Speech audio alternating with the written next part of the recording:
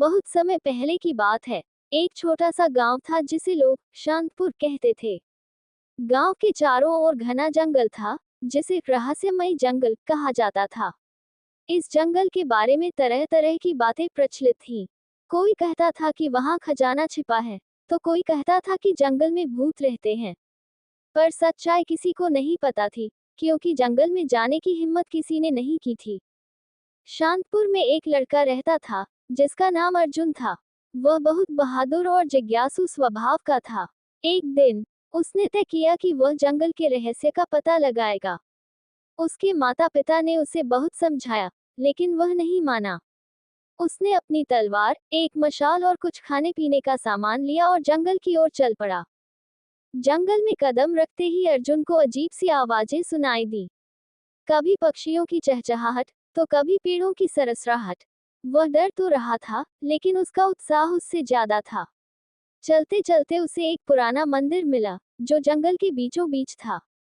मंदिर के द्वार पर बड़े बड़े अक्षरों में लिखा था, जो सत्य के मार्ग पर है, वही अंदर प्रवेश करे।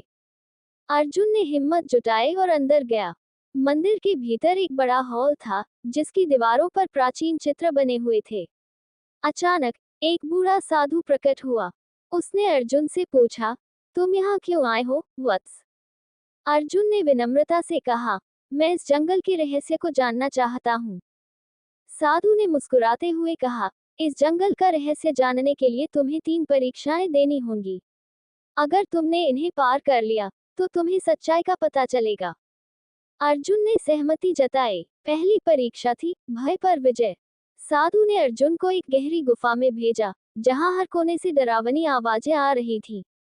अर्जुन ने अपनी मशाल जलाकर गुफा के अंदर देखा। वहां कुछ नहीं था। उसने समझा कि डर केवल उसके मन का भ्रम था। दूसरी परीक्षा थी प्रलोभन पर काबू। अर्जुन को एक कक्ष में ले जाया गया, जहां सोने चांदी के ढेर लगे थे। लेकिन उसने इन पर ध्यान नहीं दिया और आगे बढ़ गया। तीसरी और आखिरी परीक्षा थी सत्य की खोज। अर्जुन को एक झील के पास ले जाया गया और कहा गया कि झील के तल में कुछ छिपा है। अर्जुन ने झील में छलांग लगाई और तल तक पहुंचा। वहां उसे एक छोटा सा संदूक मिला। उसने उसे खोला, तो उसमें एक दर्पण था।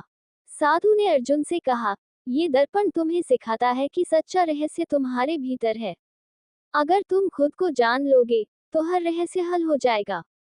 अर्जुन ने यह बात समझ ली। वह गांव वापस लौटा और अपने अनुभव सभी को सुनाया।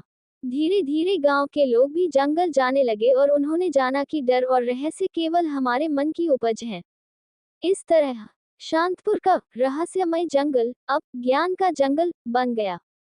सीख, सच्चा साहस और सच्चाई की खोज भीतर से शुरू होती है।